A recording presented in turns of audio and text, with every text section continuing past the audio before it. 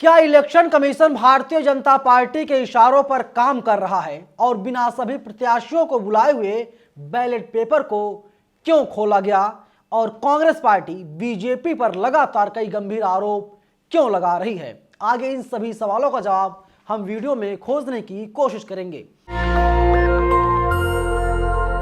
नमस्कार, मेरा नाम है नवीन कुमार नंदन और आप देख रहे हैं नेशनल दस्तक। आप सबको पता है मध्य प्रदेश, राजस्थान में विधानसभा के चुनाव खत्म हो गए हैं। 3 दिसंबर को वहां पर काउंटिंग होगी, लेकिन मतगणना से पहले मध्य प्रदेश से बड़ी खबर सामने आ रही है। कांग्रेस पार्टी ने भारतीय जनता पार्टी के ऊपर गंभीर आरोप लगाए हैं। देखिए, एमपी कांग्रेस का जो हैंडल है उससे लिखा गया है, निर्वाचन को कलंकित करते बालाघाट के कलेक्टर। मध्य प्रदेश के बालाघाट जिले के कलेक्टर डॉक्टर गिरीश मिश्रा ने आज 27 नवंबर को ही स्ट्रांग रूम खुलवा करके बिना अभ्यर्थियों को सूचना दिए डाक मतपत्रों की पेटियां खोल दी। अंतिम सांसें गिनती शिवराज सरकार और सरकार की अंधभक्ति में लीन कलेक्टर लोकतंत्र के लिए बड़ा खतरा है। कांग्रेस का एक कार्यकर्ता सतर्क और चौकन्ना रहे।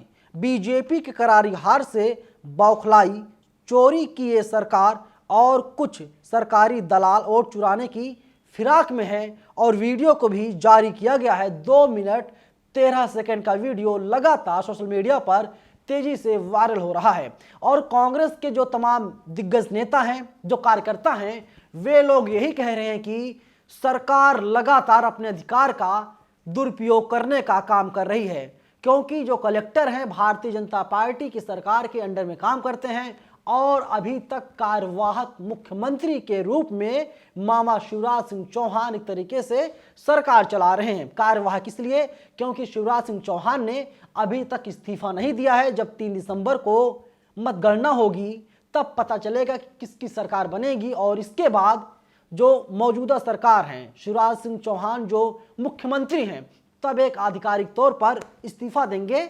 मुख्यमंत्री के पद से। लेकिन जिस तरीके से कांग्रेस गंभीर आरोप लगा रही है और कांग्रेस का साफ तौर पर कहना है कि जो कलेक्टर हैं, तमाम जो लोग हैं, वे लोग भारतीय जनता पार्टी के इशारे पर नाच रहे हैं, बीजेपी के इशारे पर काम कर रहे हैं। और वहीं एमपी कांग्रेस की टीम अब चुनाव आयोग के पास पहुंच गई है और इस मामले में शिकायत भी दर्ज कराई है। वहीं देखिए, लोक नीति लिखता है, एमपी में बैलेट पेपर से छेड़छाड़ मामले में कांग्रेस ने इलेक्शन कमीशन से शिकायत की है और कांग्रेस के जितने भी नेता हैं वे सब लोग लगातार बीजेपी पर और चुनाव आयोग पर निशाना साधने का काम कर रहे हैं। और वहीं जो एमपी के पूर्व मुख्यमंत्री कमलनाथ ने बीजेपी पर सवाल उठाया है और इलेक्शन कमीशन से भी कई सवाल पूछे हैं। कमलनाथ लिखते हैं, प्रदेश के बालाघाट जिले में पोस्टल बैलेट को मतगणना से पहले ही खोले जाने और छेड़छाड़ की आशंका का एक वीडियो सामने आया है, जिसकी शिकायत निर्वाचन आयोग में कांग्रेस पार्टी ने की है। यह अत्यंत गंभीर मामला है, दोषियों पर तत्काल कार्रवाई की जानी चाहिए। मैं कांग्रेस कार्यकर्ताओं का आह्वान करता हूं कि वे मुस्तैद रहें और कोई गड़बड़ी ना होने दें। देखिए, इलेक्शन कमीशन जो भूमिका है हर एक चुनाव में संदिग्ध रहती है। ईवीएम के साथ साथ अब बैलेट पेपर की भूमिका जो है वो संदिग्ध मानी जा रही है, क्योंकि आपने देखा था किस तरीके से उत्तर प्रदेश में अखिलेश यादव ने ईवीएम पर सवाल खड़े किए थे, मायावती ने भी ईवीएम पर सवाल खड़े की थी और इसके अलावा कांग्रेस पार्टी भी लगातार ईवीएम पर आरोप लगाती, इलेक्शन कमीशन पर आरोप लगाती है और ईवीएम पर सवाल खड़े करती है कि ईवीएम पूरी तरीके से सुरक्षित नहीं है। लेकिन वही तमाम जो बहुजन समाज पार्टी के नेता हैं वे लोग यही कहते हैं कि एक सांप नाथ है तो दूसरा नागनाथ। कांग्रेस और बीजेपी में 60 गांठ है।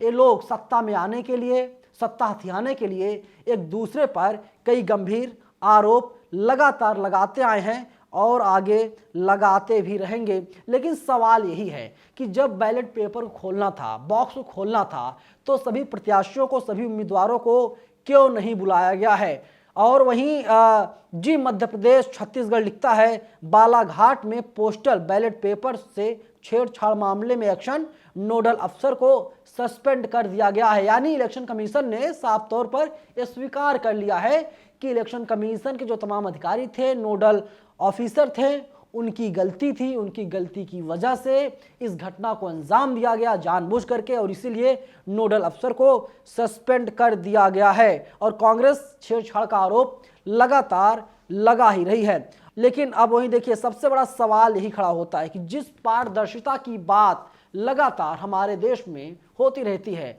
देश की जनता कहती है कि बैलेट पेपर चुनाव कराया जाए, तभी दूध का दूध पानी का पानी हो जाएगा, क्योंकि जो मतदाता हैं, मतदाता चाहते हैं कि किसी भी प्रकार से कोई गलती ना होने पाए। हम लोग जिसको मत देते हैं, जिसको वोट देते हैं, उसी व्यक्ति को विधायक चुना जाए, सांसद चुना जाए, और वही व्यक्ति सत्ता की कुर्सी पर बैठे। लेकिन इलेक्शन कमीशन इसके लिए तैयार नहीं होता। फिलहाल इलेक्शन कमीशन पे कई गंभीर आरोप लग रहे हैं, और जिस तरीके से इलेक्शन कमीशन की लापरवाही से इतनी बड़ी घटना को अंजाम दिया गया, कांग्रेस पार्टी आग बबूला है और नरेंद्र मोदी के साथ ही इलेक्शन कमीशन से लगातार सवाल पूछने का काम कर रही है।